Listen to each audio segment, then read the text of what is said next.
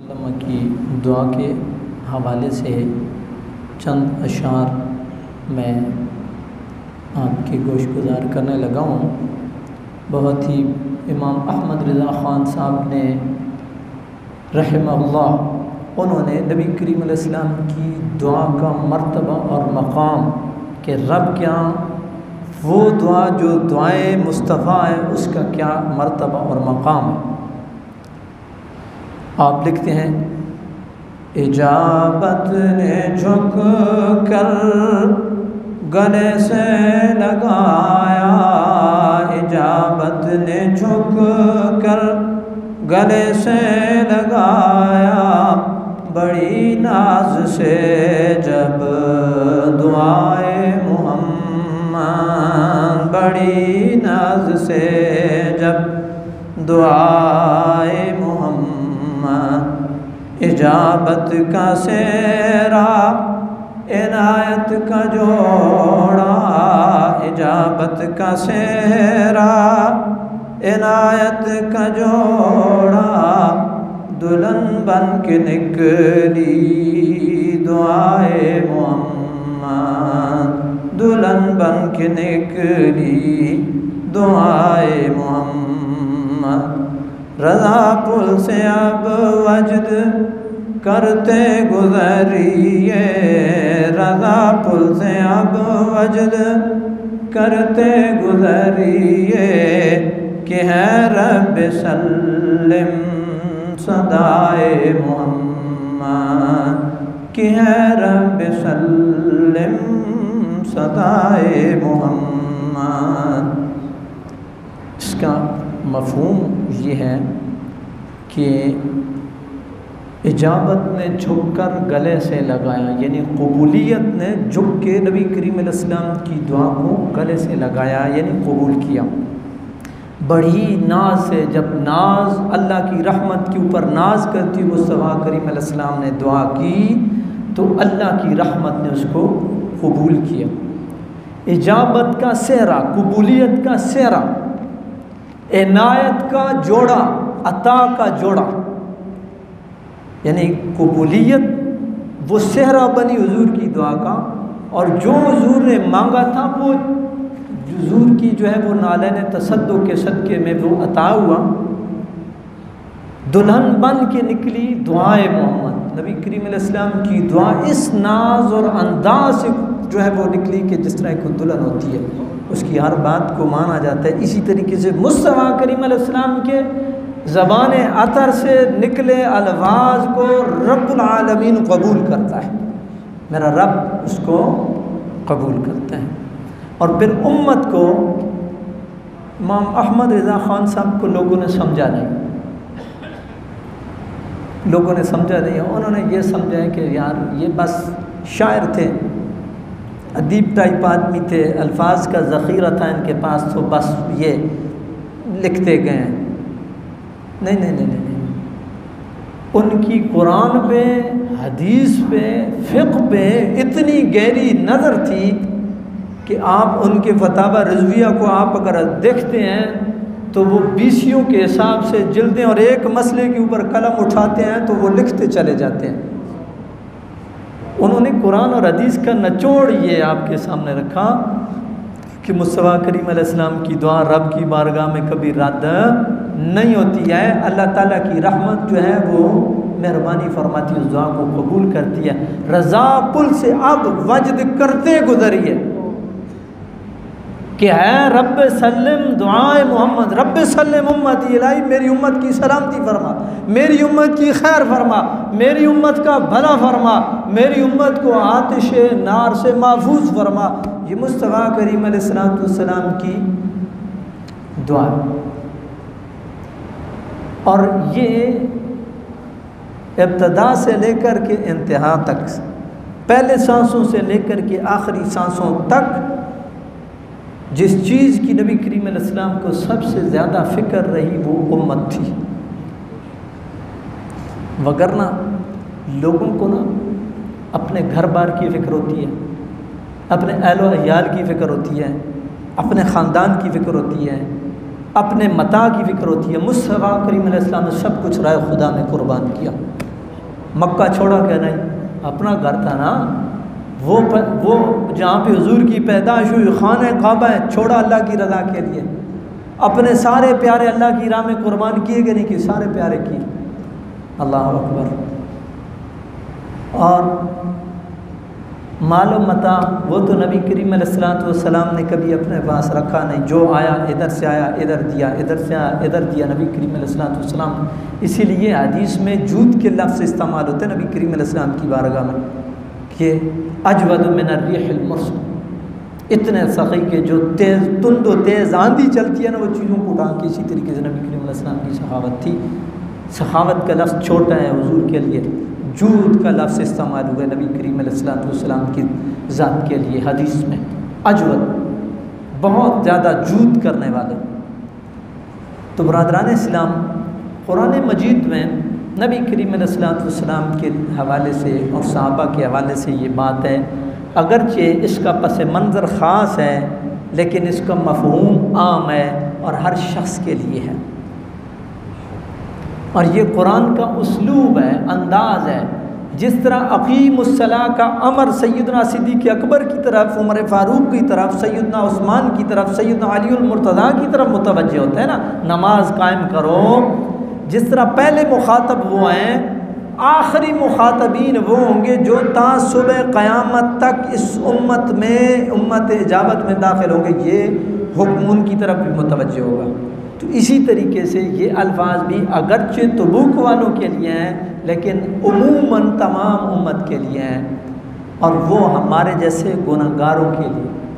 अल्लाह पाक ने इरशाद फरमाया, व आखरून अतरफू बिज़ुनूबिहिम खलतू अमलन सालिहन व आखर सय्या।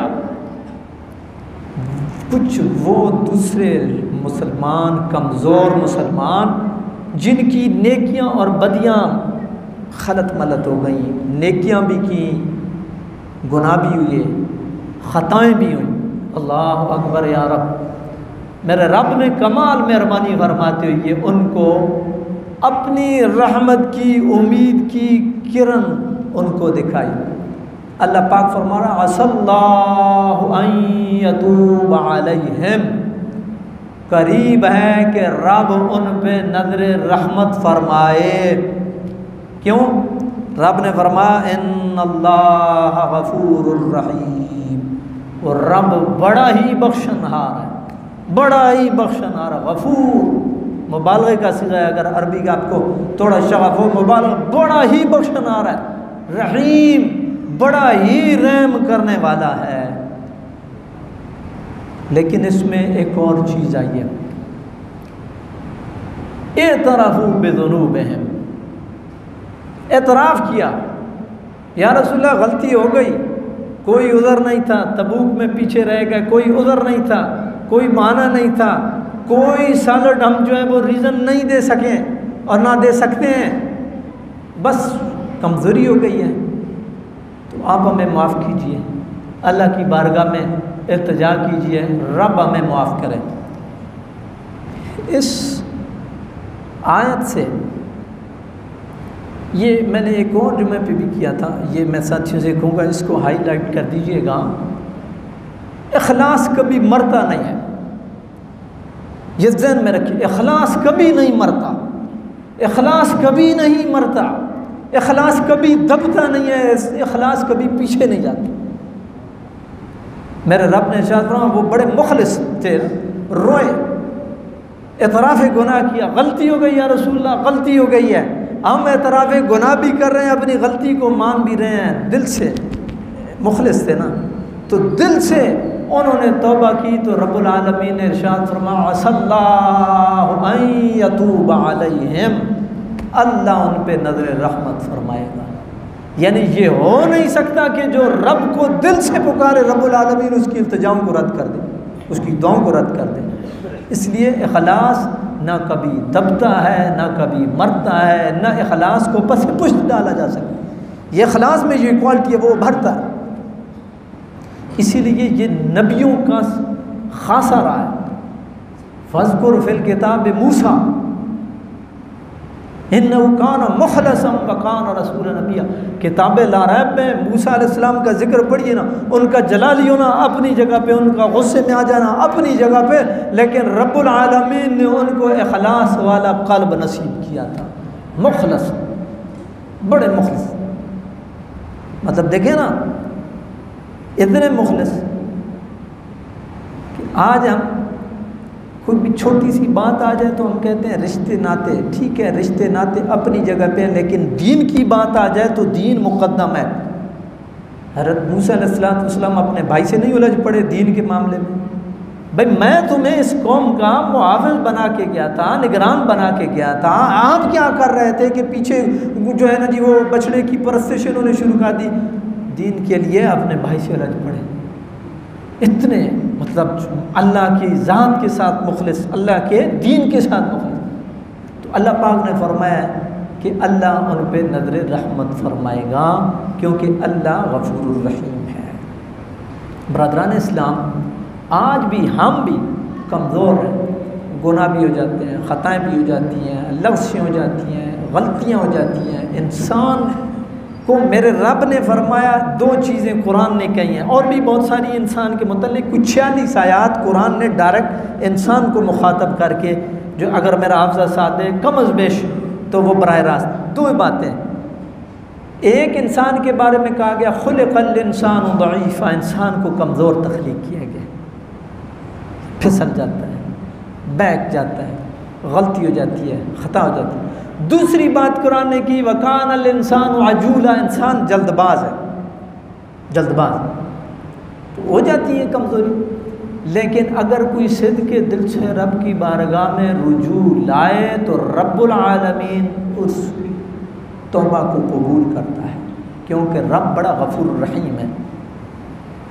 और ये मैं आपको एक और, आप कुरान मजीद से लुत्फ़ लिया करें जब आप पढ़ते हैं ना, तो इससे आप लुत्फ़ लिया करें, और ये आपके साथ बातें करेगा। लेकिन अगर आपको इसकी ज़बान समझ आए तो कुरान ने कहा या अय्युहल इंसान मा गर्रक बिरब्बिक, इंसान तुझे रब के बारे में किस चीज़ ने धोखे में डाल रखा है।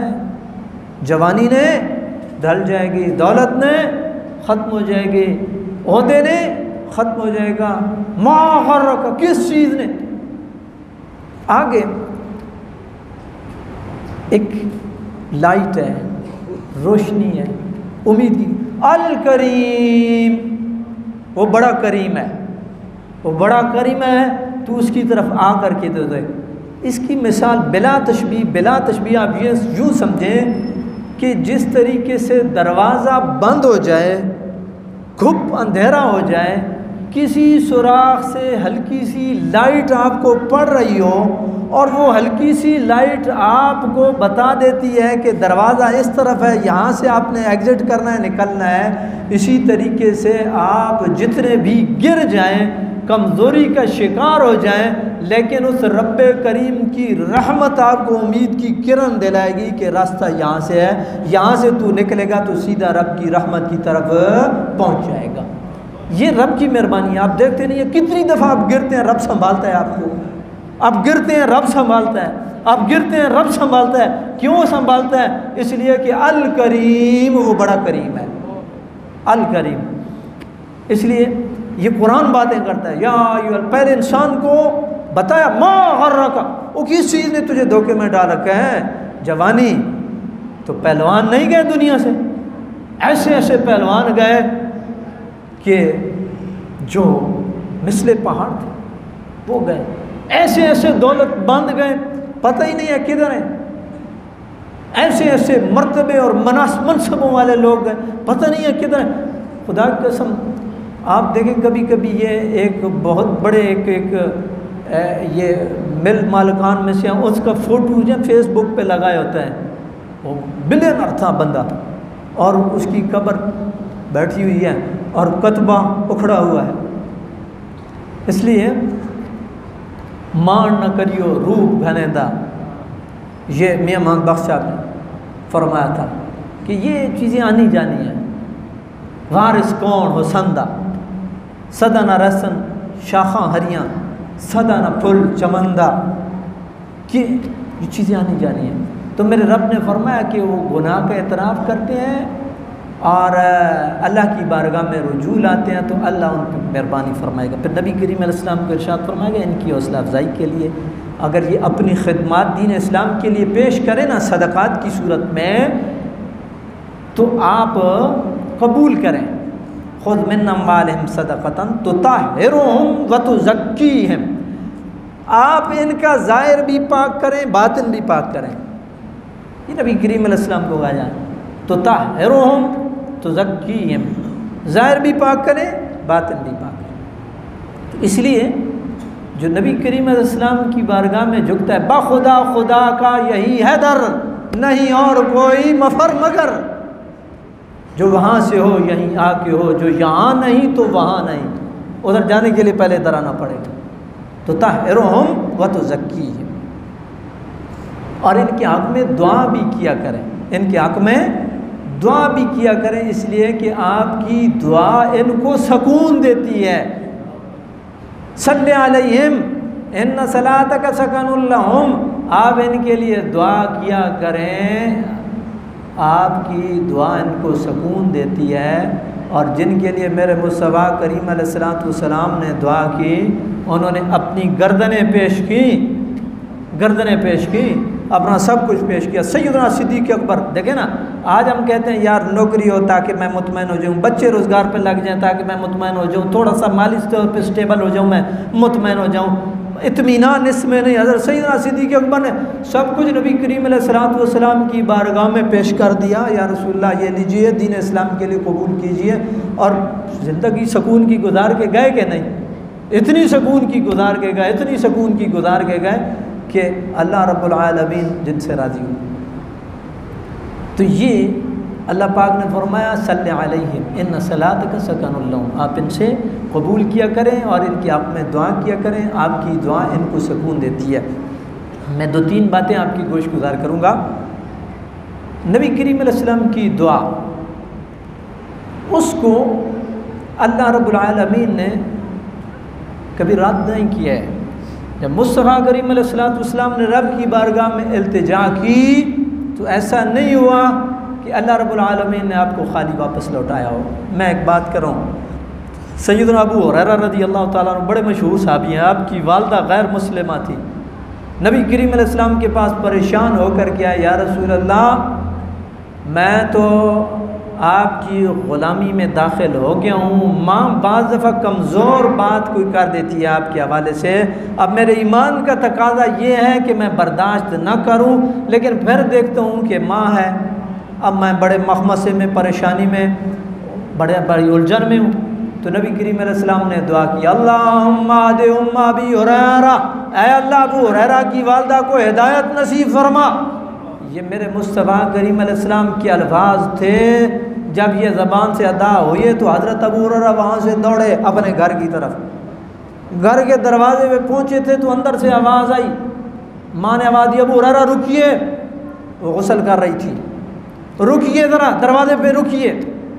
जब उन्होंने गुस्ल कर लिया, उन्होंने अपने जो है वो कपड़े पहन लिए, फिर हज़रत अबू हुरैरा को इजाज़त दी। जब हज़रत अबू हुरैरा को इजाज़त दी, हज़रत अबू हुरैरा घर में दाखिल हुए तो आपकी वालिदा ने कलमा पढ़ा और मुशर्रफ ब इस्लाम हो गई। इसको आला हज़रत को आपने समझा नहीं है। इजाबत का सेहरा, इनायत का जोड़ा, यहाँ अब बढ़िए शेर मज़ा आएगा। इजाबत का सेहरा, इनायत का जोड़ा, दुल्हन बन के निकली दुआए मोहम्मद। ये इमाम अहमद रिज़ा खान साहब ये हैं।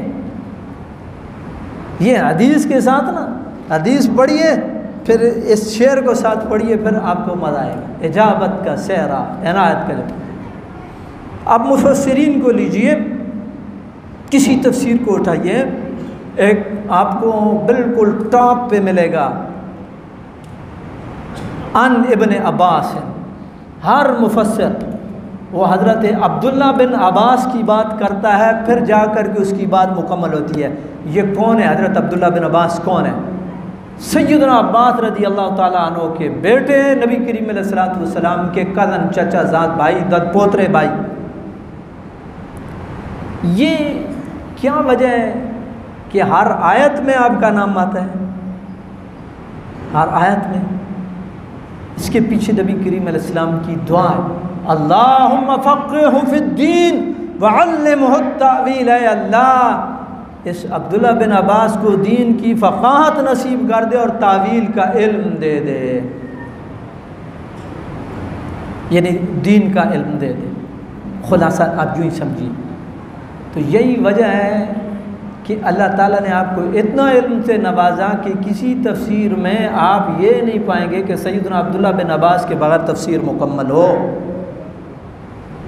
ये है दुआ का समर और दुआ का नतीजा। सैयदना अब्दुल्ला बिन अब्बास की हक़ में जो नबी करीम अलैहिस्सलाम ने दुआ की, मैं 2-3 वो अमाल जिनके ज़रिए से आप इन दुआओं के मुस्तहिक ठहर सकते हैं और अल्लाह की रहमत के मुस्तहिक ठहर सकते हैं, वो मैं आपकी गोशगुजार करने लगा हूँ।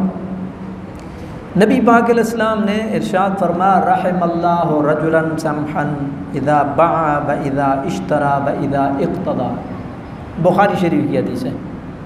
अल्लाह उस पे बंदे पे रहम करे जो ख़रीदो फ़रोख्त के साथ नरमी का मामला करता है, नरमी का मामला करता है। किसी से कुछ लेना है, तकाज़ा करता है तो भी नरमी के साथ। ये नबी पाक अलैहिस्सलाम ने फरमाया, रहमल्लाह, अल्लाह उस पे रहम करे। और ये आप तब देखेंगे जब आप कोई चीज़ ख़रीद रहे हो, कोई बेच रहे हो। आपने देखा नहीं है, लोग अड़ जाते हैं, मैं कसम उठाता हूँ इस तो थले मैं 1 टका नहीं देनी। वो कहता है कसम खुदा नहीं, इस तो 1 रुपया मैं नहीं देना ना जी, मैं देना ही नहीं। यार अगर 4 पैसे उसकी तरफ चले जाएंगे तो रब से भले की उम्मीद रखिए, अल्लाह आपको मुतबादल दे देगा, अल्लाह आपको कहीं और से दे देगा। और रब ने दिया है ना, अल्लाह कहीं और से दे देगा। तो ख़रीदो फ़रोख्त के मामले में नरमी का मामला, तो किसी से कोई चीज़ आपने लेनी है, आपने किसी से कर्ज लेना है, आपने किसी से कोई और चीज़ लेनी है, ठीक है जी। तो आप उससे तकाज़ा जब कर रहे हैं तो आप ज़रा नरमी का मामला करें, अल्लाह आप पे रहम फरमाएगा, अल्लाह आप पे रहम फरमाएगा। एक और हदीस पाक नबी करीम अलैहिस्सलाम ने इरशाद फरमाया, हज़रत अब्दुल्ला बिन उमर रदी अल्लाह ताला अन्हु से रिवायत है, आप फरमाते हैं रसूलुल्लाह सल्लल्लाहु अलैहि वसल्लम ने फरमाया, रहमल्लाह इमरान सल्ला क़ब्ल अल-अस्र अरबाअन। अल्लाह उस शख्स पर रहम करे जिसने असर से पहले 4 सुन्नतें अदा की। सुन्नतें गैर मुअक्कदा जिसने पढ़ी वो रब की रहमत का मुस्तहिक ठहरेगा। कौन? जिसने असर से पहले 4 सुन्नतें। कितना टाइम लग जाता है? 4 मिनट नहीं लगते। जिसने पढ़ी वो अल्लाह की रहमत का मुस्तहिक है। आखिरी हदीस मुआशरे की तरबियत के हवाले से और बहुत अहम है, लाजिम है। रहमल्लाहु अब्दन अल्लक़ फ़ी बैतिही सौतन युअद्दिबु बिही अहलहू।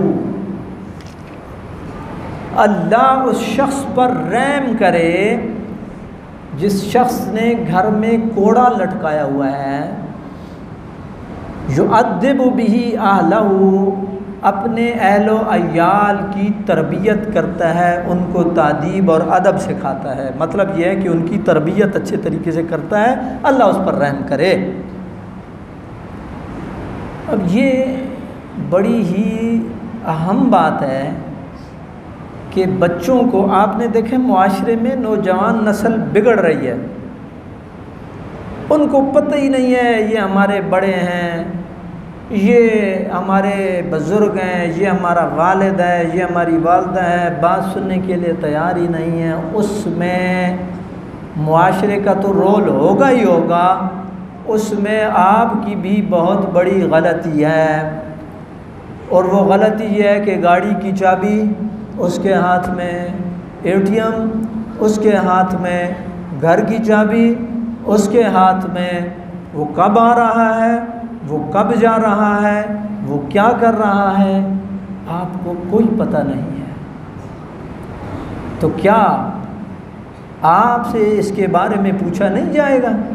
कुल्लुकुम राइन व कुल्लुकुम मसऊलुन अन रइयतिही, तुम में से हर एक हाकिम है और उस हाकिम से उसकी रियाया के बारे में सवाल होगा। ये जो आपके ख़ानदान है ये आपकी रियाया है, आपके बारे में पूछा जाएगा।